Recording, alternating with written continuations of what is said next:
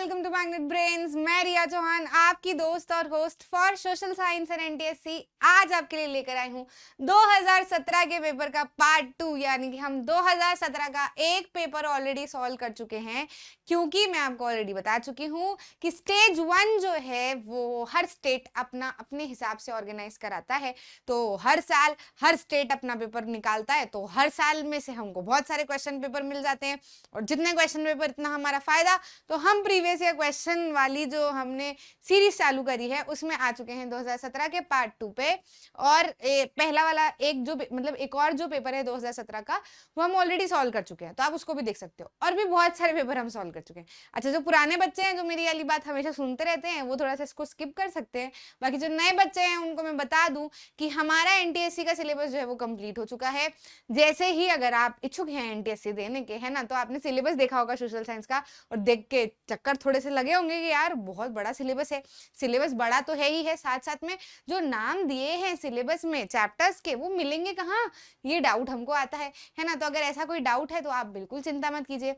आपको जो रिसर्च करने की जरूरत पड़ती है वो मैंने आपकी जगह पर कर दी है। आपकी सुविधा को और आसान, मतलब आपकी परेशानियों को और आसान कर दिया है ना, और आपके लिए सुविधा कर दी है। ठीक है, तो प्लेलिस्ट में आप एक्सेस कर सकते हो सारे के सारे chapter with name, concept, content, सब कुछ, है ना। और उसके बाद में हम previous year question continue solve कर रहे हैं।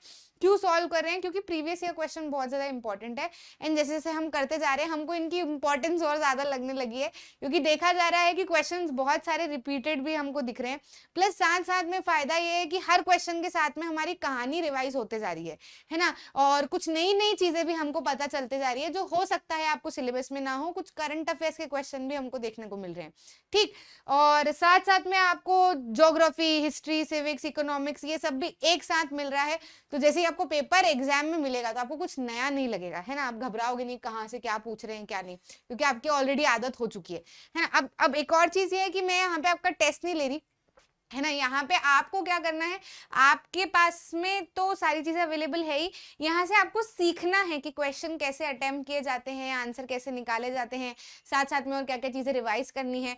प्लस आपको कंसेप्ट वाले जो वीडियोस है उनसे तो नोट्स बनाना ही बनाना है, इनसे भी नोट्स बनाना है ना। मैं ऑलरेडी बच्चों को बता चुकी हूँ कि notes banana is very important, क्योंकि जब आपकी एग्जाम होगी, है ना, तो आप वापस से तो ये वीडियोस नहीं देखने बैठोगे ना कि किसका क्या आंसर कैसे बनना चाहिए। लेकिन अभी क्योंकि आप वीडियोस देख रहे हो, जैसे पहला क्वेश्चन ही हमको ईयर वाला दिख रहा है ना, तो आपको अपनी कॉपी में जो है वो ऐसे नोट्स का एक सेक्शन बना लेना है, जिसमें आप जैसे एक 3-4 पेज आपने निकाल लिए, उसमें आप क्या लिखो, ईयर्स लिखो, ठीक है। जैसे कि अभी ये फर्स्ट वर्ल्ड वॉर पूछा है, तो इधर लिख दिया फर्स्ट वर्ल्ड वॉर, ठीक है, इधर लिख दिया फर्स्ट वर्ल्ड वॉर, और इधर लिख लिया इसका ईयर, जो भी अभी मैं आंसर आपको बताऊंगी, ठीक है। इधर लिख लिया सेकंड वर्ल्ड वॉर, उधर लिख लिया उसका ईयर, थर्ड तो अभी हुआ नहीं है ना। तो ऐसे बहुत सारे क्वेश्चंस है। जैसे हमने देखा है कि बहुत बार कंज्यूमर राइट्स एक्ट कब इनेक्ट हुआ था ये भी पूछा जाता है ना। हमने देखा, हमको याद भी है 1986, तो इधर लिख लिया कंज्यूमर राइट्स एक्ट और इधर लिख दिया 1986।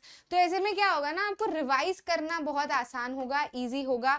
आपको एग्जाम टाइम पे वापस पूरा का पूरा वीडियो नहीं खोलना पड़ेगा, और 2-4 बार देखोगे तो आपको चीजें दिमाग में रहेंगी। भले आप उनको रटो मत, लेकिन 2-4 बार आपने पढ़ लिया। कंज्यूमर राइट्स एक्ट रटा नहीं अपन ने, कंज्यूमर राइट्स एक्ट 1986 19, पर क्योंकि 2-3 बार हमने बोल लिया है तो हमको दिमाग में रह जाता है, ठीक है। तो जब पेपर आएगा ना तो आपको 4 ऑप्शन दिखेंगे, तो आप सही तुक्का एटलीस्ट सही लगा पाओगे कि हाँ धुंधला धुंधला ये ईयर याद आ रहा है यार, ये लगा देता हूँ मैं आपको। जैसे भी कुछ सोच के तो आपको ईयर लगाना नहीं है, आपको तो एमसीक्यू में ही देख के जो मोस्ट अप्रोप्रिएट ऐसा दिमाग में लगे कि यार ये मैंने पढ़ा था, ये लग रहा है मेरे को, वही आपको टिक करना है ना। तो आपको आसानी रहेगी। तो आप ये चीज जरूर से पक्के से करना। और जो लोग कर रहे हैं वो कॉमेंट्स में जरूर बताएं, मुझे भी पता चले कि कौन कौन कर रहे हैं, और जो नहीं कर रहे हैं उनको भी पता चले कि कौन कौन लोग कर रहे हैं, ठीक है। तो साथ में क्या है, एक मोटिवेशन बना रहता है कि यार वो तो कर रहा है, मैं भी कर लूँ, इसको बन जाएंगे।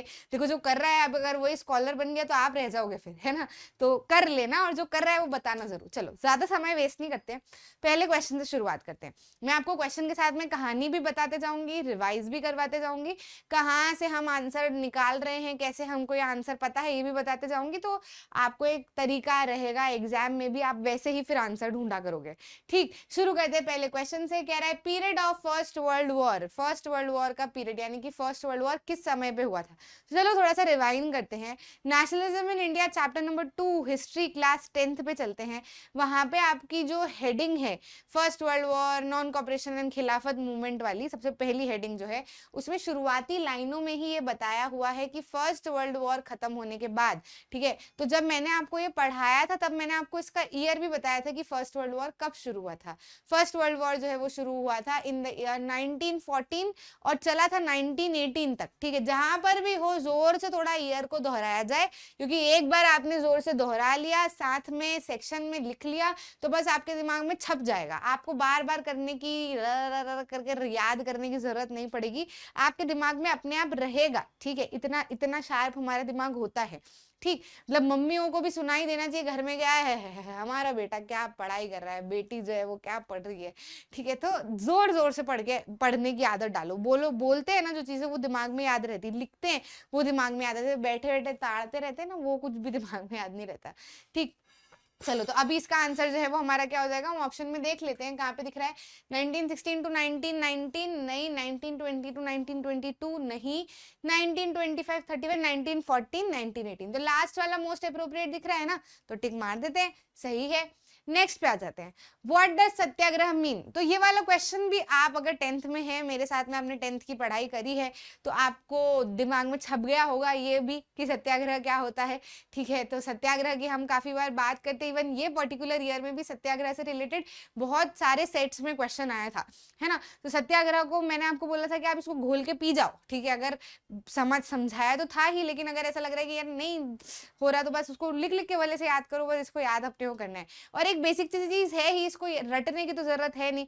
सत्याग्रह, सत्य प्लस आग्रह, सत्य मतलब सत्य सत्य मतलब ट्रूथ, है ना, और आग्रह मतलब उसके पथ पे चलना, उसको फॉलो करना, ठीक है, उसी को अपने जीवन का एक मूल मंत्र बनाना। समझ रहे हो कि नहीं समझ रहे हो। तो सत्याग्रह क्या होगा, ट्रूथ, साथ साथ में आप नॉन वायलेंस भी इसको लिख सकते हो। अब वो डिपेंड करता है फिर हमको ऑप्शन में क्या दिया हुआ है ना। तो एक वेपन की तरह यूज किया जाता है टू फाइट अगेंस्ट इनजस्टिस, या जिस भी चीज के लिए हम लड़ रहे हैं, या जीवन का एक मूल मंत्र भी इसको बनाया जा सकता है। क्लियर। तो हम देख लेते हैं ऑप्शन में क्या हमको दिख रहा है। फाइट अगेंस्ट इनजस्टिस, क्या सत्याग्रह फाइट अगेंस्ट इनजस्टिस है? मतलब देखो, इनजस्टिस से लड़ने के लिए यूज किया, अगर यहाँ पे लिखा होता ना weapon to fight against injustice, तो हाँ हम इसको बिल्कुल सही बोलते हैं। लेकिन सत्याग्रह मतलब, सत्याग्रह का मतलब ये नहीं है कि आप मतलब अन्याय से ही लड़ रहे हो, ठीक है। सत्याग्रह मतलब आपका कोई भी मूवमेंट हो सकता है, वो मतलब किसी भी चीज के लिए वो मूवमेंट हो सकता है, जरूरी नहीं कि वो अन्याय ही हो, ठीक। बाकी फिर भी एक बार को कंसिडर किया जा सकता है। एक बार सारे ऑप्शन हम देख लेते हैं, फिर समझते हैं कि मोस्ट अप्रोप्रिएट आंसर हमको क्या लग रहा है। कंप्लीट इंडिपेंडेंस नहीं, ये तो हमने यूज किया था इसको, ठीक है, इंडिपेंडेंस के लिए। लेकिन फिर भी देखा जाए तो हमने इंडिपेंडेंस के लिए नहीं, हमने इसलिए यूज किया था, गांधी जी ने इसलिए कहा था कि ब्रिटिशर्स को फील होना चाहिए अंदर से कि वो गलत कर रहे हैं, ठीक है। तो ये वाला ऑप्शन तो हट ही जाता है। अगर ये हटा तो ऑल ऑफ द अबव भी हट ही गया समझ रहे हो कि नहीं, ठीक। तो थर्ड वाला ऑप्शन हमको कह रहा है following the path of truth and non violence, जो मुझे बहुत अप्रोप्रिएट लग रहा है कि आप लड़ाई लड़ रहे हो नहीं लड़ रहे हो वो सब बात की बातें हैं, लेकिन आप अगर सत्य के पथ पे, अहिंसा के पथ पे चल रहे हो ना, तो वो ही सत्याग्रह कहलाता है। अब उससे फिर आप लड़ाई भी लड़ सकते हो, लोगों से दोस्ती भी कर सकते हो, कुछ भी कर सकते हो, ठीक है। तो आंसर जो है वो हमारा यहाँ पर क्या हो जाएगा, सी जो है वो सही आंसर लग रहा है, और हम यही टिक करेंगे। क्लियर। नेक्स्ट पे आ जाते हैं, हु वॉज द खलीफा। खलीफा कौन थे, तो मैं फिर से इसको भी रिवाइज करा देती हूँ। तो वही नेशनलिज्म वाले चैप्टर पे ही चलते हैं। हमने पढ़ा था कि खिलाफत कमेटी बनाई गई थी मोहम्मद अली शौकत अली द्वारा, है ना, और क्यों बनाई थी ये रीजन भी हमने पढ़ा था। मैं आपको रिवाइंड करा देती हूँ अगर आपको नहीं ध्यान है तो। हुआ कुछ यूं था कि फर्स्ट वर्ल्ड वॉर में एक्सेस अलाइज और सेंट्रल पावर के बीच में क्या हुआ था, लड़ाई हुई थी, ठीक है। तो अब जो है, जो जीतने वाली पार्टी थी उसमें ब्रिटेन था, और हारने वाली पार्टी में ऑटोमन टर्की था। तो ऑटोमन टर्की के जो लीडर थे, स्पिरिचुअल हेड जो थे, उनको कहा जाता था खलीफा। और वो खलीफा जो है वो ऑल ओवर द वर्ल्ड में जितने भी मुस्लिम्स थे या फिर इस्लाम को फॉलो करने वाले लोग थे, उनके स्पिरिचुअल गुरु माने जाते थे, ठीक है। तो अब ब्रिटेन और बाकी जो लोग, जो मतलब जो कंट्रीज जीती थी, वो क्या कर रही थी, ऑटोमन टर्की के ऊपर हार्श पीस ट्रीटी इंपोज कर रही थी, खलीफा के ऊपर हार्श पीस ट्रीटी इंपोज कर रही थी। तो आप सोचो, आप जिस भी धर्म को फॉलो करते हो, आपके धार्मिक गुरु के ऊपर अगर कोई दूसरा देश हार्श पीस ट्रीटी इंपोज करेगा तो आप जो है वो मूवमेंट चलाओगे कि नहीं चलाओगे? जाहिर सी बात है चलाओगे। तो इंडिया में क्यों ये मूवमेंट चालू किया? इंडिया में इसलिए चालू किया क्योंकि इंडिया में भी सबसे पहला पॉइंट तो इंडिया में भी मुस्लिम्स थे, ठीक है। और दूसरा पॉइंट ये है कि इंडिया में रूल कौन कर रहा था? ब्रिटिशर्स, ठीक है।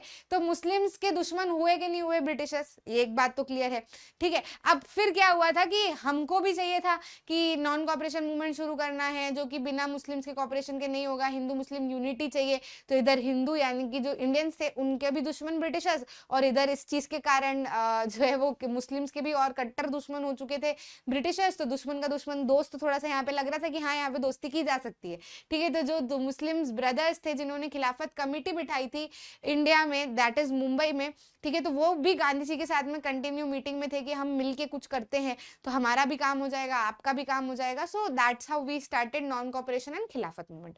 पूरा इसलिए समझाया है ताकि उसके बेसिस पे भी अगर कोई क्वेश्चन आ जाए तो आपको बने, ठीक। अभी फिलहाल हमको क्या करना है, यहाँ पे खलीफा कौन है इसको टिक करना है।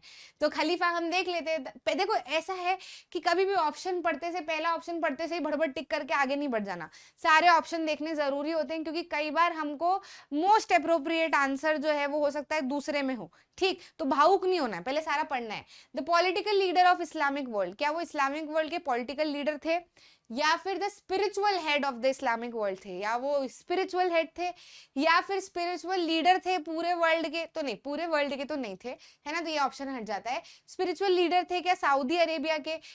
ऐसा भी नहीं कह सकते, मतलब वहां पे इस्लाम जरूर फॉलो किया जाता है लेकिन सिर्फ आप सऊदी अरेबिया नहीं कह सकते क्योंकि मैं बता चुकी हूँ कि खलीफा जो है वो ऑल ओवर द वर्ल्ड जितने भी मुस्लिम्स थे यानी कि इस्लाम को फॉलो करने वाले लोग थे उनके गुरु थे, ठीक। तो ये दो ऑप्शन हमको थोड़े बहुत ठीक दिख रहे हैं लेकिन यहाँ पे शब्द जो है वो पॉलिटिकल लीडर दिया है, तो पॉलिटिकल लीडर नहीं होते हैं खलीफा। खलीफा वाज द स्पिरिचुअल लीडर, धार्मिक गुरु थे। समझ में आया कि नहीं? तो यहाँ पे हमारा आंसर जो है वो क्या हो जाएगा? Spiritual head of the Islamic world, ठीक। अब जैसे भावुकता में आप आके इस्लामिक वर्ड दिख गया, पॉलिटिकल लीडर दिख गया, टिक कर दिया, आगे बढ़ गए तो आंसर गलत हो जाएगा। इसलिए सारे ऑप्शन पढ़ना जरूरी है ना, और डिस्टिंग्विश करना भी जरूरी है। नेक्स्ट क्वेश्चन कह रहा है the Simon commission was greeted on the arrival in India with famous slogan. कौन से स्लोगन से साइमन कमीशन को इंडिया में ग्रीट किया गया था? तो भाई हुआ यूं था कि न्यू टोरी गवर्नमेंट ने ब्रिटेन में साइमन कमीशन बिठाया और इंडिया में भेजा under sir John Simon. New Tory government मतलब जैसे हमारे यहाँ पे बीजेपी है, कांग्रेस है, ऐसे उस समय पे ब्रिटेन में टोरी गवर्नमेंट बनी थी, नई नई गवर्नमेंट बनी थी, तो उसने इंडिया में साइमन कमीशन भेजा जॉन साइमन की लीडरशिप में कि भाई जाओ देखो कि इंडिया में क्या क्या कॉन्स्टिट्यूशनल चेंजेस लाने हैं, क्या क्या चीजें करनी है। तो यहाँ में प्रॉब्लम ये हुई कि चेंजेस इंडिया में लाने की बात चल रही है, कमीशन बिठाया जा रहा है और इंडियंस को ही मेंबर नहीं बनाया, मतलब वो पूरे के पूरे कमीशन में जितने भी लोग थे सारे के सारे ब्रिटिशर्स थे, ठीक है। तो हम गुस्सा गए भाई कि नहीं, गलत है, ये तो नहीं चलेगा, अब इतने बुद्धू तो हम नहीं रहे हैं, अब हम भी देश दुनिया को समझने लगे हैं, है ना। तो मुस्लिम्स भी इसमें जुड़े, इंडियंस मतलब हिंदूज भी इसमें जुड़े और सबने मिलके जो है वो साइमन कमीशन का बहिष्कार किया और गो बैक साइमन के झंडे लगा लगा के, आपको वो झंडे याद है, दिख रहे होंगे अभी दिमाग में, अब भी दिख रहे कि नहीं दिख रहे, जिसको भी दिमाग में दिख रहे कमेंट में बताना। मतलब चीजें ऐसी होनी चाहिए ना, क्वेश्चन पढ़ा कि पूरी की पूरी कहानी दिमाग में हो अपने, है ना, और सारी चीजें एकदम विजुअलाइज हो जाए, इसको कहते हैं पढ़ाई, ठीक। अगर ऐसा अगर आ रहा है ना तो खुद को शाबाशी देना अभी जहां पर भी बैठे हो, ठीक। तो गो बैक साइमन के नारे लगा लगा के क्या किया था, साइमन कमीशन को भगाया था। देख लेते हैं यहाँ पे, कम बैक साइमन, नहीं ऐसा तो नहीं किया, welcome back, go back, stay here, तो तीन तो है वो आयरॉनिकली है। और आपको कहानी अगर पता है और एग्जैक्ट स्लोगन भी नहीं पता तो आप समझ जाओगे इससे कि ये तीन स्लोगन उनको रोकने की बात कर रहे हैं, जबकि कहानी ये है कि साइमन कमीशन को भगाया गया था। तो जाहिर सी बात है गो बैक साइमन का ही नारा लगाया होगा, है ना। तो कई बार आप ऑप्शन इस तरीके से दे दिए जाते हैं कि भले आपको आंसर ना पता हो लेकिन आप ऑप्शन एलिमिनेट आसानी से कर पाओगे, ठीक। तो दिक्कत आपको नहीं आती है, बस थोड़ा सा कॉन्साइंस आपको लगाना पड़ेगा, तो थोड़ा सा अलर्ट रहना पड़ेगा, ठीक। The place where Jallianwala Bagh incident took place, ऐसी जगह जहां पर जलियांवाला बाग इंसिडेंट हुआ था, तो ये हम सब बहुत अच्छे से जानते हैं, भारत में रहने वाला एक एक बच्चा, ठीक है, जो भारत में रहता है, जिसने जो जो इतना समझदार है कि फ्रीडम स्ट्रगल की उसने कहानी सुनी है, घर घर में मुझे लगता है कि सुनाई तो जाती होगी, और बचपन मतलब थोड़े से बड़े होते हैं उसके बाद ही ये वाला इंसिडेंट भी कहीं ना कहीं कहानियों में आ ही जाता है, बच्चों को सोशल साइंस में पढ़ा ही दिया जाता है। तो अमृतसर जो जगह है हमारी, वो हम बिल्कुल भी नहीं भूल सकते, जलियांवाला बाग हम बिल्कुल भी नहीं भूल सकते। अब तो लोग ट्रैवलिंग में भी बहुत इंटरेस्ट रखते हैं, तो जाते हैं, दिल्ली जाते हैं, अमृतसर भी ज़रूर जाते हैं, ठीक है, तो विजिट ज़रूर करते हैं जलियांवाला बाग, है ना। तो हमें पता ही है कि जलियांवाला बाग कहाँ पे है, अमृतसर में है ना। तो काफ़ी भयानक ऐसा ऐसा इंसिडेंट जो हमारे इतिहास से, हमारे दिमागों से कभी भी नहीं जाएगा और ना ही जाना चाहिए, है ना। हमको बहुत सारी चीज़ सिखाता है वो इंसिडेंट। अब वो इंसिडेंट आप सब जानते हैं बहुत अच्छे से, ठीक है। तो आगे बढ़ जाते हैं हम, क्योंकि हमको कम समय में जितना ज़्यादा हम चीज़ों को कर पाएंगे, एक एक चीज़ को घिसने की ज़रूरत नहीं है, जितना ज़्यादा हम कंटेंट कर पाएंगे, कवर कर पाएंगे, उतना हमारे लिए ज़्यादा अच्छा होगा, ठीक। अगला क्वेश्चन कह रहा है which freedom fighter is known by his newspaper Kesari. कौन से ऐसे फ्रीडम फाइटर है जो अपने न्यूज़पेपर केसरी के नाम से जाने जाते हैं। तो बाल गंगाधर तिलक, है ना। केसरी न्यूज़पेपर उन्होंने पब्लिश करवाया था ऑल ओवर इंडिया। मतलब बेसिकली जो है वो मराठी न्यूज़पेपर था, है ना। मराठी शुरुआत में मतलब मराठी लैंग्वेज में लिखा जाता था, और इसी चीज़ के लिए लिखा जाता था, इंडिपेंडेंस के समय पे जो हमारी लड़ाई चल रही थी, तो वही सारी चीज़ें उसके अंदर लिखी जाती थी, है ना। तो कौन से लीडर थे वो, बाल गंगाधर तिलक। अच्छा, अब बारी आती होमवर्क की अभी क्वेश्चन खत्म नहीं हुआ, रुकना। बाकी देखो, जो भी क्वेश्चन के साथ में मुझे ऐसा ध्यान आता है ना कि मैंने इससे रिलेटेड कुछ आपको पढ़ाया हुआ है, तो वो मैं आपको रिवाइज कराऊंगी, और वो पहले आपको अपना एक कदम बढ़ाना पड़ेगा। मैं कमेंट्स में देखूंगी, मुझे जिसका लगेगा कि जिसने सही बताया तो मैं उसको रिप्लाई भी करूंगी, है ना।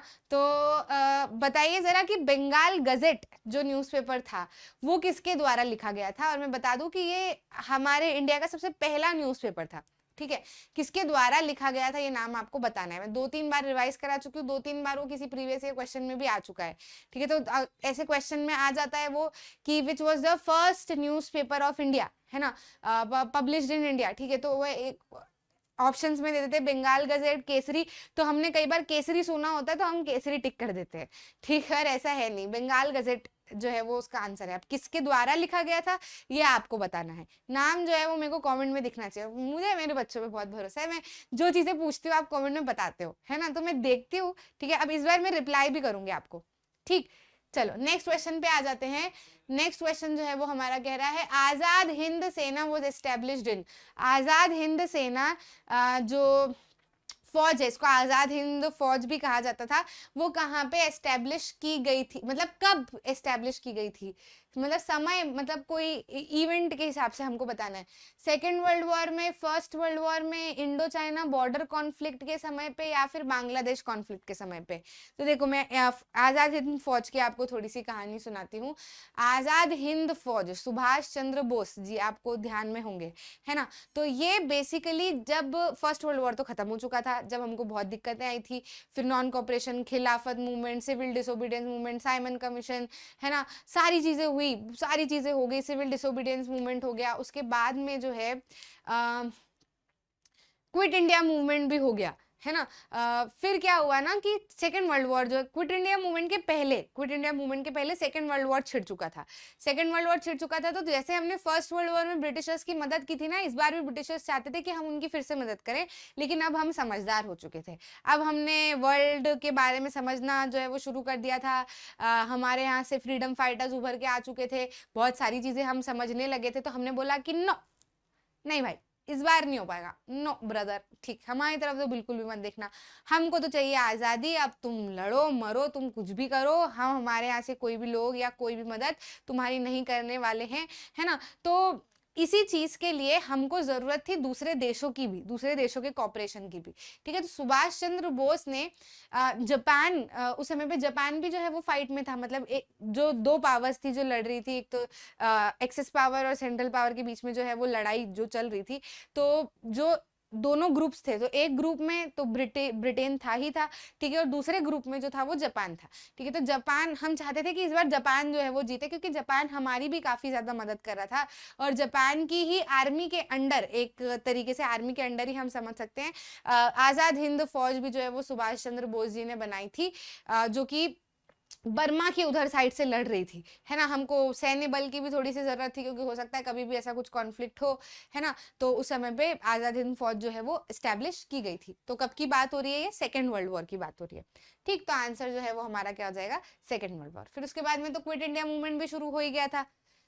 Second battle of Panipat was fought between, second battle of Panipat कब हुआ था। तो अच्छा, मैं ना एक ऐसा करूंगी, एक छोटा सा वीडियो आपको बनाऊंगी बैटल ऑफ पानीपत पे, क्योंकि 3 बैटल लड़े गए थे पानीपत के, और हर बैटल के ऊपर एक न एक सवाल आता है, तो आपको कंफ्यूजन ना हो, इसलिए थोड़ा सा जानकारी रखना जरूरी है। मैं एक बार बता भी देती हूँ आपको कि फर्स्ट बैटल ऑफ पानीपत, जो पानीपत एक जगह है, ठीक है। पानीपत ऐसा कुछ वो अलग सी जगह नहीं है, पानीपत एक जगह है, ठीक है। तो पानीपत पे जो भी लड़ाइयां हुई, तो पहली लड़ाई जो उसको फर्स्ट बैटल ऑफ पानीपत कह दिया, दूसरी लड़ाई उसको सेकंड बैटल ऑफ पानीपत कह दिया, तीसरी लड़ाई हुई उसको थर्ड बैटल ऑफ पानीपत। मतलब एक बैटल ग्राउंड है, मतलब बहुत बड़ी जगह है, खुली जगह है, जहाँ पे वॉर, मतलब ऐसे जो युद्ध जो है, युद्ध बेसिकली कहा जाए, वो लड़े जा सकते हैं। हरियाणा के पास में है वो जगह, ठीक है। तो पहला बैटल ऑफ पानीपत जो है वो बाबर और इब्राहिम लोदी के बीच में लड़ा गया था। ठीक, समझ में आया।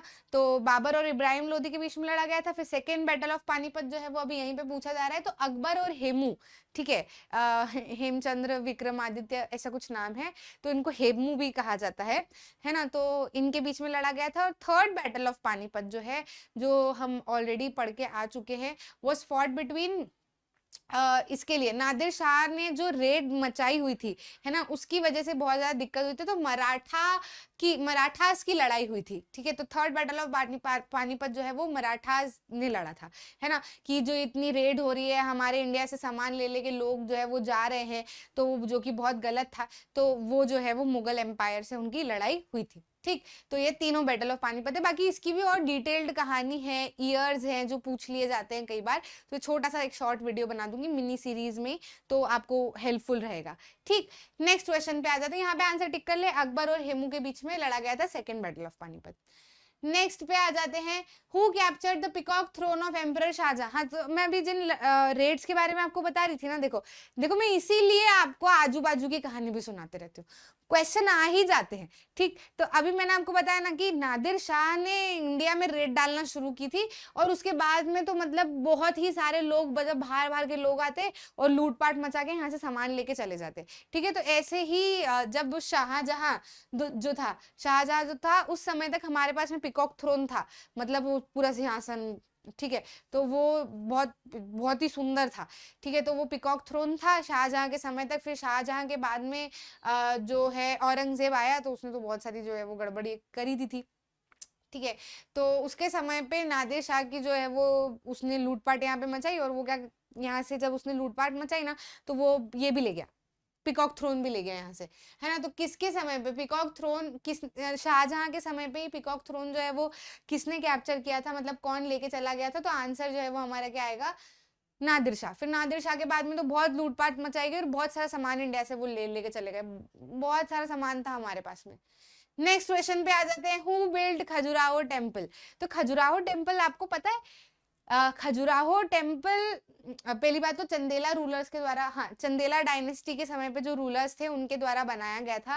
अब बेसिकली माना जाता है कि वो बहुत ही पुराने टेम्पल्स हैं, और टेम्पल्स ऐसे थे कि 20 किलोमीटर के एरिया पे अराउंड 85 टेम्पल्स बनाए गए थे, ठीक है। लेकिन अभी आपको इतने नहीं दिखेंगे, अभी आपको अराउंड 6 किलोमीटर के एरिया पे कुछ 25 एक टेम्पल दिखेंगे, क्योंकि बाकी सारे टेम्पल्स डिस्ट्रॉय कर दिए गए।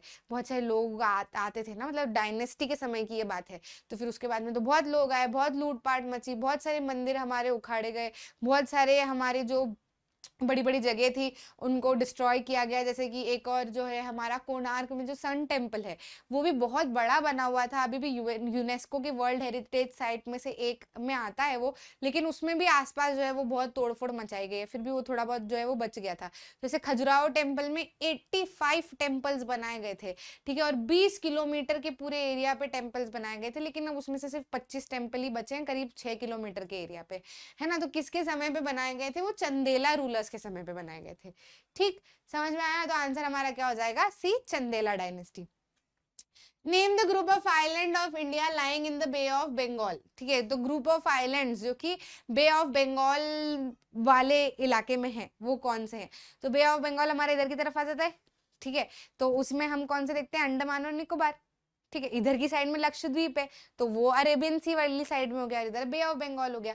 तो बे ऑफ बंगाल में कौन से, अंडमान एंड निकोबार दिख रहा है क्या, लक्षद्वीप, अंडमान एंड निकोबार, मालदीव्स और मिनिकोय द्वीप नहीं, तो अंडमान एंड निकोबार है भैया, हमको बाकी सबसे मतलब नहीं है। अगर यहीं पे अरेबियन सी वाली साइड पूछ ली जाती तो आपको क्या टिक करना होता, लक्षद्वीप टिक करना होता है। ठीक है, तो देखो साथ साथ में करते चलो, वो जो भी चीजें अपने को लग रही है, वो ये नहीं ये क्वेश्चन पूछ ले तो बनना चाहिए अपने को। ठीक, नेक्स्ट पे आ जाते हैं, which line of axis divides earth into two parts, कौन सी लाइन ऑफ एक्सिस जो है वो अर्थ को दो हिस्सों में डिवाइड करती है। तो चलो इसके बारे में थोड़ी सी हम बात कर लेते हैं। कई बार प्रीवियस ईयर क्वेश्चन में आपसे सवाल पूछा गया है कि ट्रॉपिक ऑफ कैंसर कौन कौन से स्टेट्स से होकर नहीं गुजरता है। ठीक, तो मैंने आपको बताया है। अच्छा, एक वो कंसेप्ट तो आप अपने दिमाग में रखो ही, अभी मैं उसको यूज करूंगी। बाकी एक बेसिक सा कंसेप्ट मैं आपको बताती हूँ, ये हमारी क्या है, अर्थ। ठीक है, क्या है हमारी अर्थ, एकदम बढ़िया सी। ठीक है, तो अब इसमें क्या है, ये बीच में जो है आ जाता है, जो 0 डिग्री लैटिट्यूड है वो क्या कहलाता है, इक्वेटर। साथ साथ में बोलते जाना, सब पढ़ा चुकी हूँ मैं आपको। 0 डिग्री लैटिट्यूड जो है वो क्या कहलाता है, इक्वेटर कहलाता है। अब ये इक्वेटर जो है, मतलब जो लैटिट्यूड है, ये बहुत सारे हैं, ऐसा तो है नहीं कि एक ही लैटिट्यूड है, अलग अलग डिग्री पे बहुत सारे लैटिट्यूड हमको पूरे अर्थ पे देखने को मिलते हैं। लेकिन ये जो इक्वेटर है ये क्या करता है, पूरे अर्थ को दो पार्ट में डिवाइड कर देता है, जिसको ऊपर वाले पार्ट को हम कहते हैं नॉर्दर्न हेमिस्फीयर और नीचे वाले पार्ट को हम कहते हैं सदर्न हेमिस्फीयर। ठीक है, अब इधर क्या होता है ना, सूरज होता है, तो सूरज जो होता है वो अलग अलग दिशाओं के हिसाब से हमको क्या करता है, अर्थ पे उसकी रोशनी आती है। तो ऐसा माना जाता है कि इक्वेटर से यहाँ तक का जो हिस्सा है, ऊपर और उतना का उतना बराबर नीचे भी, इस वाले, एक तो इक्वेटर पे पूरी बराबर धूप पड़ती है, तो जितनी भी कंट्रीज या कोई से भी एरिया इक्वेटर पे आएंगे तो उनको बराबर धूप मिलेगी।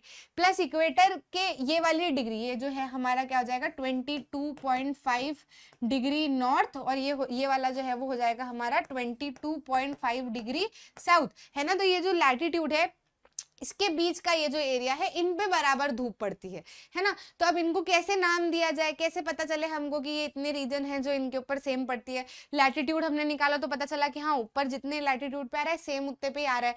तो हम जैसे बच्चे हैं घर में, तो उनको आइडेंटिफाई करने के लिए हम नाम रख देते हैं ना उनके, ताकि हम उनको जान सके, या उनको उनके बारे में जब भी डिस्कस करना हो तो समझ आ जाए कि हाँ भाई इसके बारे में बात हो रही है। ठीक, तो हमने क्या किया, इनको नाम दे दिया। ऊपर वाले को दे दिया ट्रॉपिक ऑफ कैंसर और नीचे वाले को नाम दे दिया ट्रॉपिक ऑफ कैप्रिकॉर्न। समझ में आया।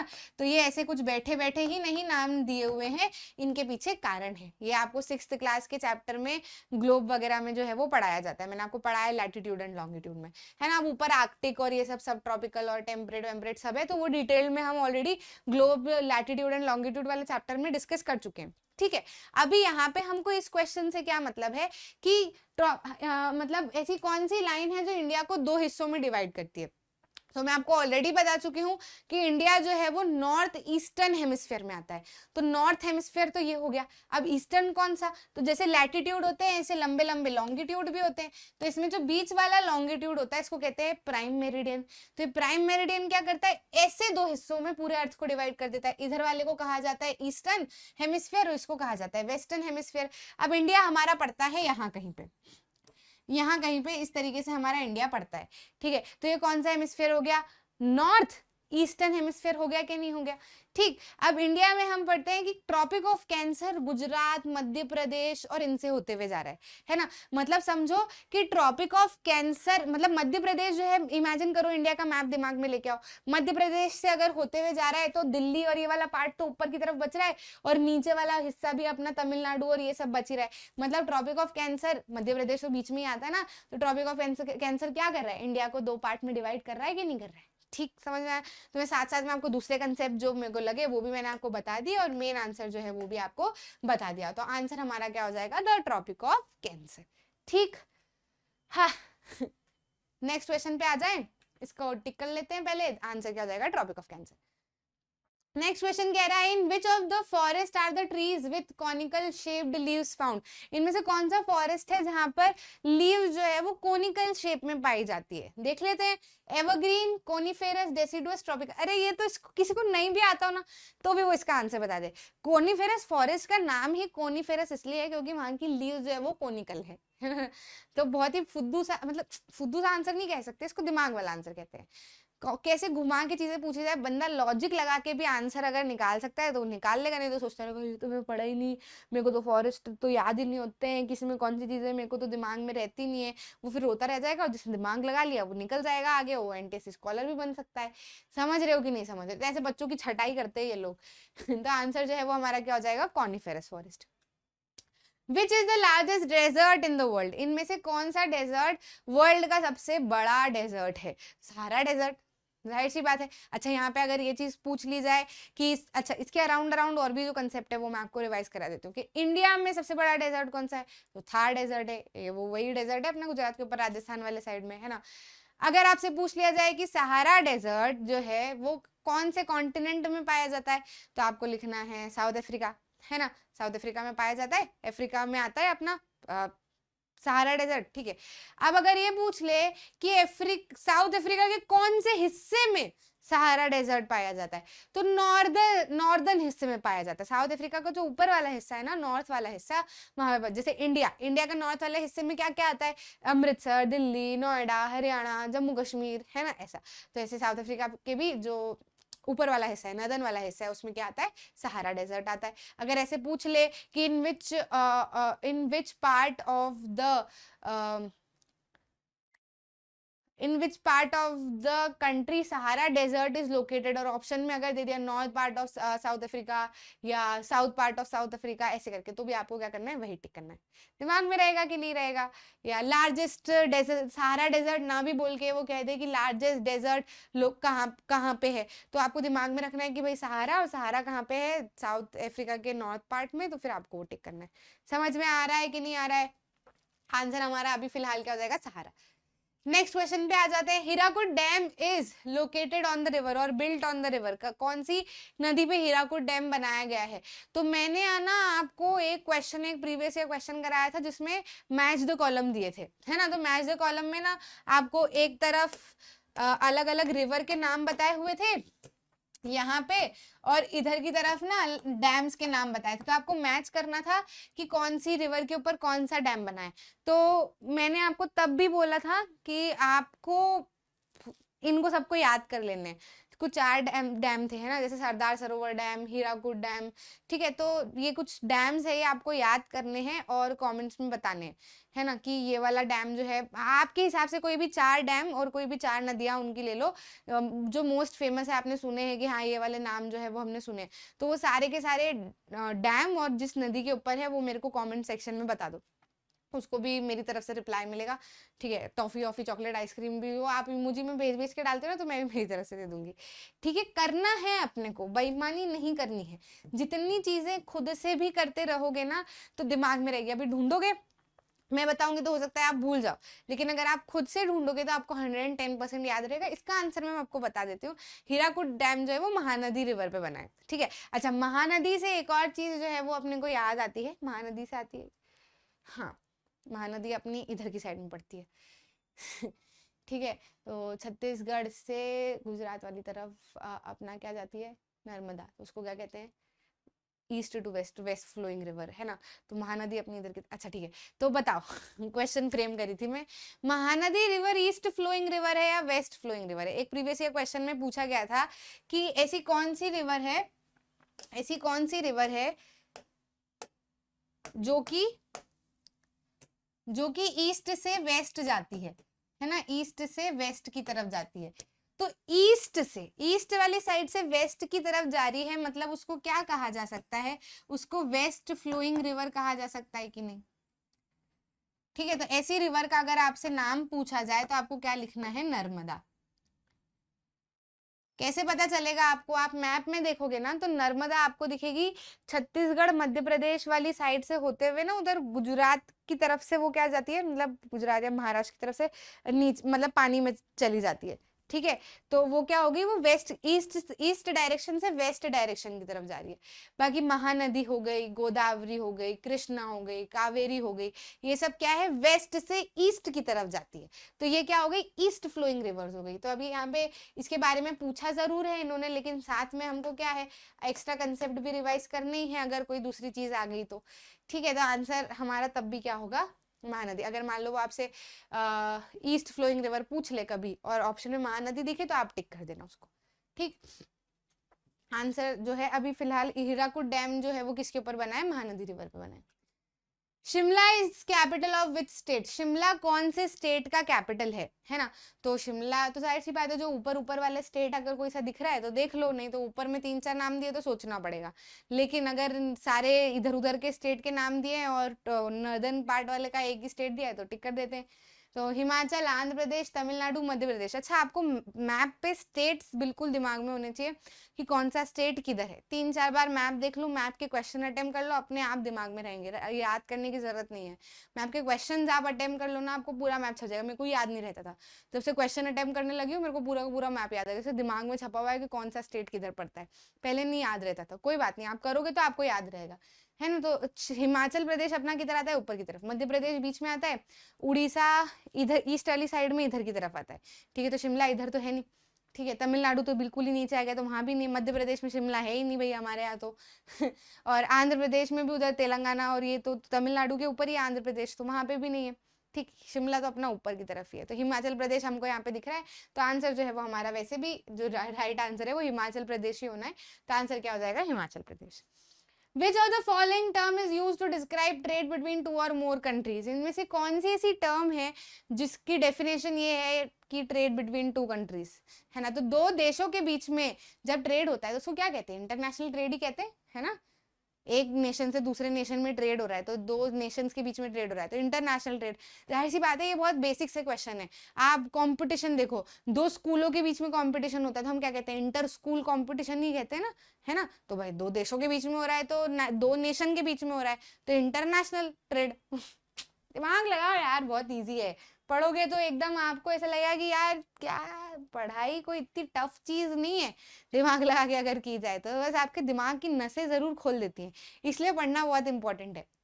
आपको आना चाहिए कि कैसे चीजों को सॉल्व किया जा सकता है। तो देखो ऐसा है ना कि आप ऐसे सोच सकते हो कि यार ये चीजें क्या काम आती है लाइफ में, कि हीराकुद डैम कौन सी नदी पे बना है, तो हमारे इसमें क्या हमको दिमाग लगाने की जरूरत है। लेकिन देखो जैसे महानदी पढ़ा, साथ साथ में हमने और दूसरी चीजें पढ़ी थी तो वो भी हमको याद रही, दिमाग में हमने ईस्ट वेस्ट फ्लोइंग ये सब निकाला। तो इससे क्या हो रहा है ना, हमारा दिमाग चल रहा है ना, हम चीजें सोच रहे हैं, हम चीजें इमेजिन कर रहे हैं, हम आंसर निकालने की कोशिश कर रहे हैं।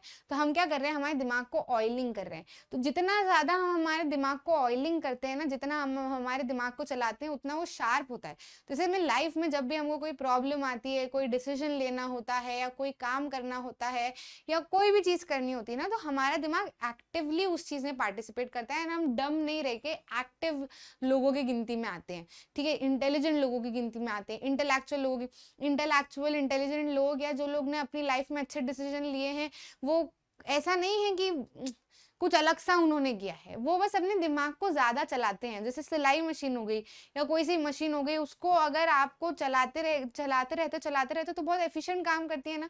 कार हो गई, आप चलाते रहते तो उसका एवरेज बढ़ता है, ठीक है, वो और स्मूथ चलने लगती है, ठीक है। नहीं तो शुरुआत में थोड़ी सी कड़क चलती है वो। तो वो ऐसा क्यों, जब भी जिस चीज को अच्छे से चलाते हो ना उसकी प्रोसेसिंग होते रहती है तो बहुत बढ़िया तरीके से आपको जब भी जरूरत पड़ती है तो वो काम कर पाती है, अच्छे से एफिशिएंटली काम कर पाती है। तो ये आपको कहीं ऐसा नहीं है कि कुछ काम आने वाला है या कुछ ऐसा कुछ होने वाला है, इससे यही चीजें क्यों पढ़ाई जाती है, कुछ और क्यों नहीं पढ़ाया जाता। ऐसे मैं मीम्स भी पढ़ती हूँ, जैसे लिखा होता है another day without tan theta cos theta and sine theta वगैरह। तो समझ में आता है कि नहीं, आपको डेली लाइफ में नहीं यूज हो रहा वो। लेकिन आप सोचो उन क्वेश्चन को सॉल्व करने के लिए दिमाग कितना लगाया जाता है ना। याद चीजें रखनी पड़ती है, उन चीजों में से छांटना पड़ता है, कौन सा फॉर्मूला लेना है, कौन सी डिग्री उसकी होगी, कितना उसमें एंगल बनेगा। तो ये इससे आप क्या कर रहे हो, आप आपके दिमाग को चला रहे हो। जब आप जितना ज्यादा आप अपने दिमाग को चलाओगे उतना ज्यादा आपको जो है वो लाइफ में हेल्प मिलेगी और आप बहुत अच्छे से डिसीजन अपनी लाइफ के और अलग अलग काम जो है वो बढ़िया से कर पाओगे। समझ में आया कि नहीं। चलो यहाँ पे देख लेते हैं हम। वाटर अवेलेबिलिटी पर person in India is decreasing, increasing, stagnant और नन ऑफ द। स्टैग्नेंट का मतलब एक जैसी है, ऐसा मतलब ना बढ़ रही है ना कम हो रही है, ठीक है। पानी को कहते हैं ना हम स्टैग्नेंट, यानी कि वो रुक गया है, ना बह रहा है ना कुछ हो रहा है। तो ये कह रहा है कि पर पर्सन वाटर अवेलेबिलिटी जो है वो इंडिया में क्या कैसी होगी, बढ़ गई है या कम हो गई है, या जितनी है उतनी है। तो जाहिर सी बात है कम हो गई है ना। वाटर अवेलेबिलिटी जो है वो पर पर्सन काफी ज्यादा कम हमको होते हुए दिख रही है, पानी की कमी हमको होते हुए दिख रही है दिन पर दिन, ये हम सब जानते ही हैं। तो आंसर जो है वो क्या हो जाएगा, डिक्रीजिंग। नेक्स्ट क्वेश्चन कह रहा है silicon valley is located in. Silicon valley कहाँ पे? अच्छा, आप आजकल ये नाम बहुत ज्यादा सुनते होंगे एंटरप्रेन्योर्स द्वारा या टीवी सीरियल्स में, मतलब ऐसे सीरियल्स जो रियलिटी शोज हैं जिसमें वो कुछ नई नई बातें सिखाते हैं या नई नई चीजें करवाते हैं, ऐसे में कि सिलिकॉन वैली में जाके कोई कुछ नया इन्वेंशन कर लेगा, है ना। ऐसी चीजें आपने डायलॉग्स जो है वो मूवी वगैरह में भी सुने होंगे। तो आखिर सिलिकॉन वैली है क्या?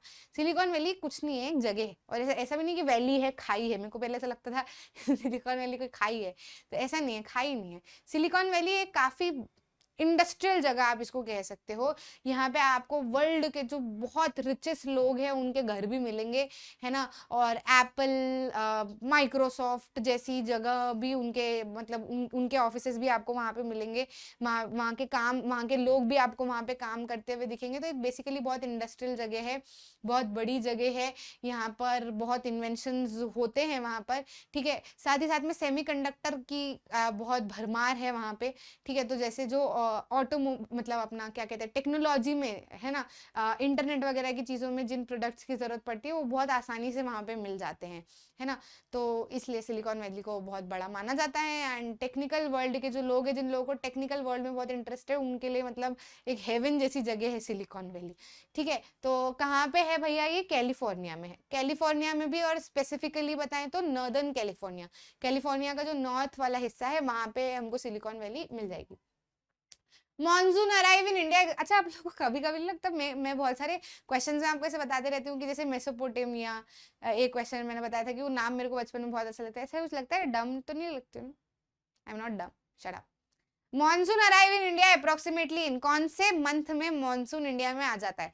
तो जून में अराउंड आ जाता है। पानी की बौछार, बरसात जो है वो होने लगती है जून में ही, शुरुआत होती है। कई बार बहुत लेट होता है तो जुलाई की स्टार्टिंग में हो जाती है या जून के एंड में हो जाती है, लेकिन most of the time mid June जो है या फिर अर्ली जून जो है, वहां तक अर्ली जून से तो आ ही जाता है मॉनसून इंडिया में, ठीक है। तो यहाँ पे अर्ली मई, जून, जुलाई, अगस्त में देख रहे हैं, तो हम अर्ली जून में हमको मॉनसून आते हुए, मतलब बारिश गिरी जाती है तब तक, ठीक। The model of fundamental rights has been taken from. Fundamental rights का मॉडल कौन सी कंट्री से लिया गया? तो ऐसा नहीं कि उनकी फंडामेंटल राइट हमने उठाई है, ऐसा है कि हमने जब कॉन्स्टिट्यूशन बनाया, हमारे कॉन्स्टिट्यूएंट असेंबली के जो लोग थे उन्होंने कॉन्स्टिट्यूशन बनाया, तो उन्होंने देखा कि बहुत सारी कंट्रीज से बहुत कुछ सीखा जाया जा सकता है ना। तो उन्होंने हर कंट्री से ना अलग अलग चीजें अडॉप्ट की। तो ऐसे ही यूएसए से उन्होंने फंडामेंटल राइट्स का कंसेप्ट भी लिया था। यूएसए से ही उन्होंने इंडिपेंडेंट जुडिशरी वाला कंसेप्ट भी लिया कि जुडिशरी जो है उसको इंडिपेंडेंट रखना चाहिए, ताकि कोई भी न्यायपालिका के ऊपर अपना दबाव ना बना सके और न्याय जो है वो आसानी से दिया जा सके, ठीक है। तो आंसर अभी हमारा इसमें क्या हो जाएगा? USA. In which year were the fundamental duties added to the constitution? हाँ, ये बहुत अच्छा क्वेश्चन है। फंडामेंटल राइट्स जैसे है ना, ऐसी हमारे इसमें फंडामेंटल ड्यूटीज भी एडेड है, ठीक है। कुछ ड्यूटीज है हमारी, हमारे देश के प्रति जो हमको फॉलो करना चाहिए, वो हमारा दायित्व बनता है, ठीक है। तो वो कब ऐड की गई? वो शुरुआत में ही नहीं ऐड की थी, ये जब इंदिरा गांधी के समय पे इमरजेंसी लागू हुई थी ना, तब उस समय पे उन्होंने कॉन्स्टिट्यूशन में फंडामेंटल ड्यूटीज भी ऐड करी थी इन पार्ट 4, ठीक है, इन पार्ट 4 ऑफ कॉन्स्टिट्यूशन, ठीक है। तो 42nd अमेंडमेंट था ये, 42nd या 44th अमेंडमेंट कुछ था, ठीक है। बराबर मुझे अमेंडमेंट एग्जैक्टली ध्यान नहीं आ रहा है, बाकी एक अमेंडमेंट के थ्रू ही इसको लेकर आया था, है ना। तो ईयर जो है, अगर ईयर की बात करें तो 1976 की बात है, ठीक है। 1976 जो है वो हमारा यहाँ पर राइट आंसर हो जाएगा। तो ड्यूटीज जो है वो हमारी 1976 में इंडिया के कॉन्स्टिट्यूशन में जो है वो लाई गई थी, ठीक। नेक्स्ट क्वेश्चन पे आ जाते हैं। Who appoints the chief election commissioner of India? ये क्वेश्चन भी प्रीवियस ईयर क्वेश्चन में बहुत बार पूछा जा चुका है कि चीफ इलेक्शन कमिश्नर, इंडिया के चीफ इलेक्शन कमिश्नर को कौन अपॉइंट करता है? तो प्रेसिडेंट अपॉइंट करते हैं, ठीक है, कौन अपॉइंट करता है? प्रेसिडेंट अपॉइंट करते हैं। और ये भी मैं बता चुकी हूँ कि इलेक्शन कमीशन जो है वो हमारा 3 मेंबर्ड बॉडी है ना, उसमें सिर्फ 3 ही मेंबर है। एक तो चीफ इलेक्शन कमिश्नर होते हैं और 2 इलेक्शन कमिश्नर्स होते हैं जो ऑल ओवर इंडिया के इलेक्शन के ऊपर नजर रखते हैं या रूल्स वगैरह जो भी बनाना होता है वो बनाते हैं, जिसमें चीफ इलेक्शन कमिश्नर जो है वो प्रेसिडेंट अपॉइंट करता है। सस्पेंड भी प्रेसिडेंट ही कर सकते हैं और कोई नहीं कर सकता। How many members are nominated by the president in Lok Sabha? Lok Sabha में प्रेसिडेंट के द्वारा कितने लोग जो है वो नॉमिनेट होते हैं? तो चलो इसके अराउंड भी थोड़े से कंसेप्ट हम रिवाइज कर लेते हैं। हम पढ़ चुके हैं कि लोकसभा में 552 मेंबर्स हैं। कितने मेंबर्स है? जोर से बोलना। 552 मेंबर्स है, जिसमें से 530 मेंबर्स जो है वो कहाँ से आते हैं? हमारे इंडिया के जितने भी स्टेट्स है, तो अलग अलग स्टेट में से इलेक्ट होके आते हैं। बचे कितने? बच अभी हमारे रहे हैं 22, है ना। तो 22 में से 20 जो है वो यूनियन टेरिटरी से आते हैं। कहाँ से आते हैं? यूनियन टेरिटरी जो है ना, हमारी 8 यूनियन टेरिटरीज, वहां से आते हैं। ठीक है, उसी के साथ में अब कितने बचे? 2। तो ये जो 2 है ये एंग्लो इंडियंस होते हैं, यानी कि जिनकी मतलब जो कि ब्रिटिश इंडियंस हैं, है ना, मतलब सिटीजनशिप उनकी ब्रिटिश इंडियंस है, उनको एंग्लो इंडियन कहा जाता है।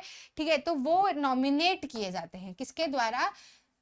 राष्ट्रपति द्वारा। राष्ट्रपति जो है वो 2 एंग्लो इंडियंस को क्या करते हैं? नॉमिनेट करते हैं। तो यहाँ पे पूछा जा रहा है कि कितने मेंबर प्रेसिडेंट के द्वारा नॉमिनेट किए जाते हैं लोकसभा में? तो जाहिर सी बात है 2 किए जाते हैं। ठीक, अब वो ऐसा भी बोल सकते थे कि कितने एंग्लो इंडियंस होते हैं लोकसभा में, तो भी 2 होंगे, है ना। कितने एंग्लो इंडियंस नॉमिनेट किए जाते हैं लोकसभा में प्रेसिडेंट के द्वारा, तो भी 2 ही आपको लिखना है। कितने लोग नॉमिनेट किए जाते हैं लोकसभा में प्रेसिडेंट द्वारा, तो भी 2 ही आएगा आंसर। कंसेप्ट अगर आपको पता है तो वो पूछ कुछ भी ले राजा बेटा, आप आंसर टिक कर लोगे। कंसेप्ट पता होना चाहिए, है ना। तो यहाँ पे हमारा आंसर कितना हो जाएगा? 2 members will be the right answer.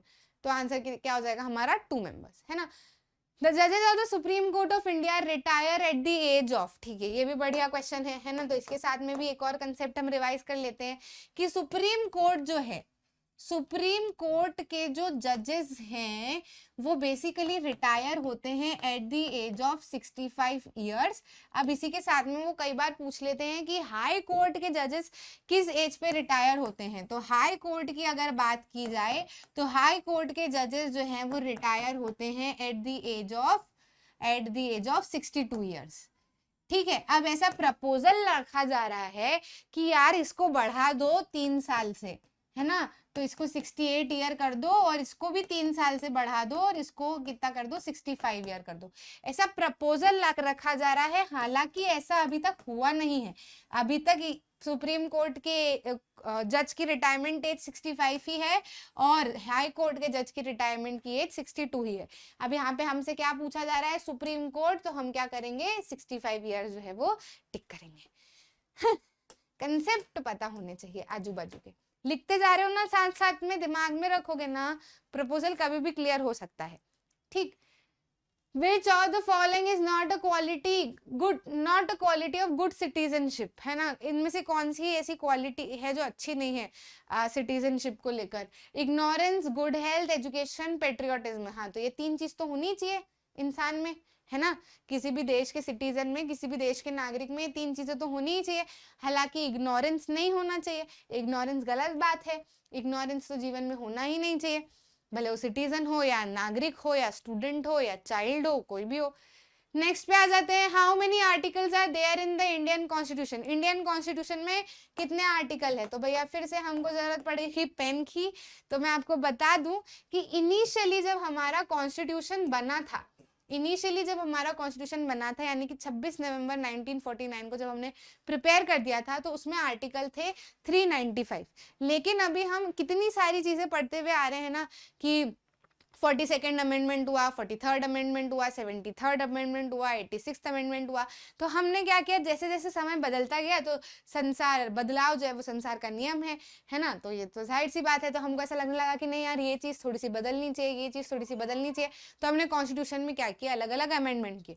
तो अब जब अराउंड 100 वगैरह अमेंडमेंट या कुछ हद तक अमेंडमेंट हमारे हो गए हैं, तो हमारे कॉन्स्टिट्यूशन में 448, ठीक है, कितने 448 आर्टिकल्स देखने को मिल रहे हैं। लेकिन अभी यहाँ पर हमको 448 ऑप्शंस में दिख नहीं रहा है ना, हमको कितना दिख रहा है, 395 ही दिख रहा है। ठीक है, तो आंसर जो है वो हमारा, हम क्या लिखेंगे, 395, क्योंकि हो सकता है ये इनिशियल की बात कर रहे हैं। ठीक है, अब ये जो 448 है इसको आप ऐसे भी समझ सकते हो किस हिसाब से डिवाइडेड है। तो कुछ 22 पार्ट्स हैं, है ना, 22 पार्ट्स हैं और कुछ 8 शेड्यूल्स हैं। ठीक है, हम अलग अलग पढ़ते हैं ना कि कॉन्स्टिट्यूशन के इस शेड्यूल में ये चीज लिखी है, इस पार्ट में ये चीज लिखी है। जैसे कॉन्स्टिट्यूशन के 3rd पार्ट में फंडामेंटल राइट्स की बात हुई है, 4th पार्ट में directive principle of state policies, 4th ए में फंडामेंटल ड्यूटीज की बात हुई है। ऐसे तो अलग अलग पार्ट हैं और 8 शेड्यूल है। ठीक है, तो ये भी आपको ध्यान में रखने की जरूरत है। कभी पूछ लिया कि how many parts are there in the Indian constitution या how many schedules are there in the Indian constitution, है ना, या कितने आर्टिकल है, तो अगर 448 या इनमें से दोनों में से जो भी दिख जाए आप उसको टिक, दोनों में से एक ही रहेगा, जाहिर सी बात है, दोनों तो नहीं रहेंगे, तो दोनों में से जो भी आपको दिख जाए आप उसमें टिक कर सकते हो, कोई आपका गलत आंसर नहीं माना जाएगा, है ना। तो यहाँ पे हमारा आंसर अभी फिलहाल क्या हो जाएगा, 395।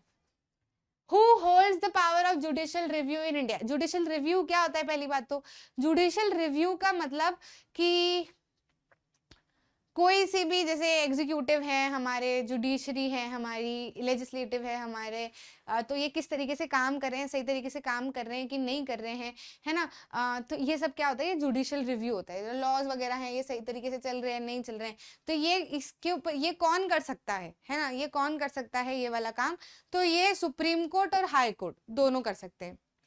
25 हाई कोर्ट जो है और जो हमारा मेन एपेक्स कोर्ट जो है सुप्रीम कोर्ट, वो जुडिशियल रिव्यू कर सकता है। Which of the following articles of the Indian Constitution deals with the directive principle of state policy? अच्छा, अभी पार्ट नहीं पूछा इन्होंने, आर्टिकल पूछ लिया। अच्छा, फंडामेंटल राइट जो है वो कौन कौन से आर्टिकल्स हैं, मैंने आपको बताया हुआ है। फंडामेंटल राइट जो है वो इंडियन कॉन्स्टिट्यूशन में हमको देखने को मिलती है फ्रॉम आर्टिकल 12 टू आर्टिकल 35। अब जहां पे फंडामेंटल राइट जो है वो खत्म होती है, फंडामेंटल राइट आता है पार्ट 3 में। ठीक है, अच्छा, इसका आंसर जो है ना वो गलत टिक किया हुआ था, लेकिन मैंने थोड़ा सा दिमाग लगाया, पहले तो सोचा कि यार फंडामेंटल राइट जो है वो पार्ट 3 में आती है, और हम पढ़ चुके हैं कि directive principle of state policy जो है वो पार्ट 4 में आता है ना, और मेरे को अपने को ये भी पता है कि पार्ट 3 जो है वो यहाँ पे अराउंड खत्म हो जाता है फंडामेंटल राइट्स पे आके। तो जाहिर सी बात है directive principle of state policy जो पार्ट 4 में आ रही है, ठीक है, तो वो कहीं ना कहीं 36 से शुरू होनी चाहिए यार। ठीक है, आंसर जो है वो 26 से 41 टिक करा हुआ था, तो मैं कहा कुछ गड़बड़ है, फिर मैं नेट पे फिर से चेक किया तो फिर आंसर यही निकला, है ना। तो हमको अगर देखो, मैं आजू बाजू की भी चीजें अगर अपने को पता होती है ना जब, तो हम एक जो आंसर, हम कई बार तुक्का भी मारते हैं, या जो चीज हम कर पाते हैं, या क्रॉस चेक करने वाली चीज कभी हमारे साथ में होती है, तो हम उसको सही तरीके से कर पाते हैं। समझ गए कि नहीं समझ गए? तो आसानी से मुझे यहाँ पे 36 तो बाकी किसी में दिख ही नहीं रहा है, 36 यही दिख रहा है। पता था कि फंडामेंटल राइट, भले आपको जो मेन चीज पूछी जाए, भले आपको एग्जैक्टली वो नहीं पता है, लेकिन उसके आजू बाजू का भी अगर कुछ पता है ना, तो आप आंसर सही, आपके आंसर जो आप टिक कर रहे हो उसके चांसेस काफी ज्यादा सही हो जाएंगे। समझ रहे हो कि नहीं समझे? बोलो हाँ। आंसर क्या जाएगा, आर्टिकल 36 से 51। ठीक है, तो ये याद रहे तो वो याद रह जाएगा, वो याद रहेगा तो ये याद रह जाएगा, दोनों में से जो भी चलेगा। सत्यमेव जयते हैज बीन टेकन फ्रॉम, सत्यमेव जयते कहाँ से लिया हुआ है? जो शब्द है सत्यमेव जयते, जो हमारे नेशनल एम्बलम के साथ में लिखा होता है, ये कहाँ से लिया गया है? तो ये मंडूका उपनिषद से लिया गया है। मंडूका उपनिषद जो है उससे लिया हुआ है। अच्छा, मंडूका उपनिषद क्या है? तो मंडूका उपनिषद जो है वो एक ग्रंथ है जिसमें, उपनिषद है बेसिकली कहा जाए तो, उसमें लिखा है कि ब्राह्मण जो है वो सर्वोपरि है, और ब्राह्मण के क्या क्या रूल्स हैं, कुल मिला के ब्राह्मण के बारे में सारी बातें उसमें की हुई है। ठीक है, तो वहीं से हमने सत्यमेव जयते जो शब्द है वो भी वहां से उठाया है। Which place does India hold in the world regarding the population? तो हम बहुत अच्छे से जानते हैं कि हमसे ऊपर अभी चाइना है, जो कि वर्ल्ड में हाईएस्ट पॉपुलेशन के नाम पे, और हम सेकंड नंबर पे आते हैं। ये वाला क्वेश्चन तो बच्चा बच्चा जानता है। ठीक है, तो आंसर क्या हो जाएगा, second. The duration of first 5-year plan. अच्छा, ये चीज भी मैंने आपको एक बार याद करवाई थी, एक क्वेश्चन में पूछा था, the duration of 12th 5-year plan, है ना, duration of 12th 5-year plan. तो मैंने आपको बोला था कि 12th 5-year प्लान जो है वो ध्यान में रखना 2012 से 2017 तक चला था। ठीक है, कहां से कहां तक चला था, 2012 से 2017 तक चला था, ये चीज ध्यान रख लो। साथ ही में मैंने आपको ये भी बताया था कि सबसे पहला 5-year प्लान जो है वो 1951 से शुरू हुआ था। ठीक है, ऑप्शन में हमको दिख रहा होगा कहीं पे 1951, है ना। 1950 में हमने कॉन्स्टिट्यूशन हमारा मतलब हमने अपने आप को रिपब्लिक घोषित किया और 51 से 5 ईयर प्लान चालू हो गए थे, तो 56 तक चलेगा, जाहिर सी बात है। आप 5-5 साल के हिसाब से जोड़ लो। जैसे मान लो 11वां अगर पूछ लो तो इसमें से 5 माइनस कर लो। समझ रहे हो कि नहीं समझ रहे हो? तो 2007 से 2012 तक का अपना क्या हो जाएगा, 11वां हो जाएगा। जैसे आजू बाजू के आपको इस तरीके से याद रहेंगे, तो आपको सारे 5 ईयर प्लान के नंबर याद करने की जरूरत नहीं है। शुरू का और 12वां वाला याद कर लो। 12वां वाला आपको ऐसे याद रह जाएगा क्योंकि 12 है और 2012 से 2017 तक ही चला वो कोइंसिडेंटली, ठीक है। तो वो बढ़िया आपका काम वहां से हो जाता है, इसलिए मुझे भी यहीं से याद रहता है, थोड़ा धुंधला धुंधला ठीक है। तो हमारा जो फर्स्ट 5 ईयर प्लान है वो यहाँ से यहाँ तक है और 12वां यहाँ से, तो इसके हिसाब से हम दूसरे भी 5 ईयर प्लान निकाल सकते हैं, ठीक। तो फर्स्ट 5 ईयर प्लान हमको दिख रहा है ऑप्शन में, ये रहा, है ना। तो आंसर हमारा जो है वो क्या हो जाएगा, डी आंसर जो है वो राइट हो जाएगा, option D. White revolution means जो व्हाइट डेयरी प्रोडक्ट्स वाले, है ना। मैंने आपको बताया हुआ है, बहुत से रिवॉल्यूशन याद करवाए। ग्रीन रिवॉल्यूशन खेती से रिलेटेड, हरा, ये जो कलर वाले रिवॉल्यूशन है ना उनके प्रोडक्ट से रिलेटेड ही है। गोल्डन रिवॉल्यूशन जो था वो हॉर्टिकल्चर और हनी से रिलेटेड था, गोल्डन गोल्डन कलर के होते हैं। ब्लू रिवॉल्यूशन जो है वो फिश वगैरह से रिलेटेड है ना, ध्यान में रहेगा कि नहीं। तो ये कलर से ही जुड़े हुए सारे के सारे। तो ये व्हाइट रिवॉल्यूशन जो है वो क्या हो जाएगा, डेयरी वाला, ठीक।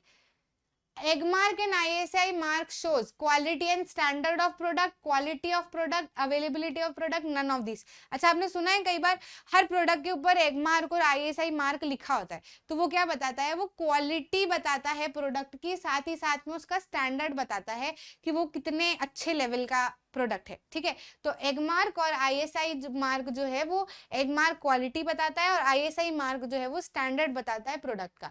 दोनों चीजें आपसे पूछी हुई है, तो आंसर क्या हो जाएगा हमारा A. Write the full form of PDS. PDS जो है वो पब्लिक डिस्ट्रीब्यूशन सिस्टम होता है।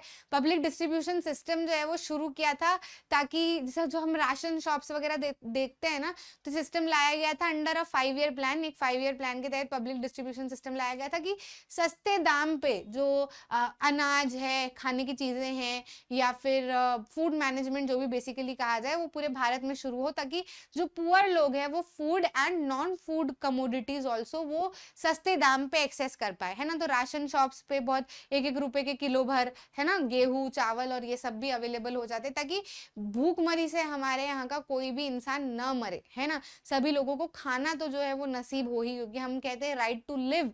तो राइट टू लिव का मतलब क्या है कि उसको अनाज भी मिले, उसको अच्छा पानी भी मिले, उसको नौकरी भी मिले, सब इसी के अंदर आएगा, है ना। खाली पैसे नहीं कि राइट टू लिव, जा जीने का तेरा अधिकार है और उसको खाना पानी नहीं दे रहे हैं ठीक है, तो ये पॉसिबल नहीं है, है ना। तो पीडीएस उसके थ्रू लाया गया था। देख लेते हैं, price distribution, plural distribution, public distribution. तो आंसर सी जो है वो राइट आंसर हो जाएगा, ठीक है। तो फुल फॉर्म के साथ साथ में होता क्या है ये भी हमने देख लिया, तो अगर आपसे पूछ लिया जाए क्या होता है तो आपको वो याद रहेगा, ठीक। तो खत्म होते हैं हमारे क्वेश्चन। इसी तरीके से वीडियो जो है वो आपको ऑफिशियल वेबसाइट पे सारे सब्जेक्ट की मिल जाएगी और यूट्यूब पे भी आपको मिल जाएंगे, है ना। प्लेलिस्ट बनी हुई आपको बढ़िया से मिल जाएगी, आप आसानी से हमको एक्सेस कर सकते हो। इसी तरीके से सारी वीडियो शुरुआत से आखिरी तक मैग्नेट ब्रेन्स पे फ्री ऑफ कॉस्ट आपके लिए अवेलेबल है। हम हाथ पकड़ते हैं तो बिल्कुल नहीं छोड़ते। लाइफ में अभी कभी आपको ऐसा नहीं लगना चाहिए यार थोड़ी फीस होती तो, थोड़े पैसे होते तो हम ऐसी पढ़ाई कर लेते, वैसी कर लेते, कुछ नहीं, हम हैं आपके साथ, है ना। सिर्फ ऐसा नहीं कि 2 चैप्टर दिखा के बाकी फिर आपसे पेड कोर्स खरीदवाएंगे, कुछ नहीं करना। और ना ही सिर्फ चैप्टर के NCERT solution, most important question, test paper, सारी चीजें हम फ्री ऑफ कॉस्ट आपको प्रोवाइड करते हैं with answers and best quality content. तो आपको ध्यान में रखना है, मैग्नेट ब्रेन्स को भूलना नहीं है, और जो जो भी मैंने कमेंट्स में लिखने के लिए बोला है वो मुझे कमेंट्स में दिखना चाहिए। मिलते हैं अगले वीडियो में।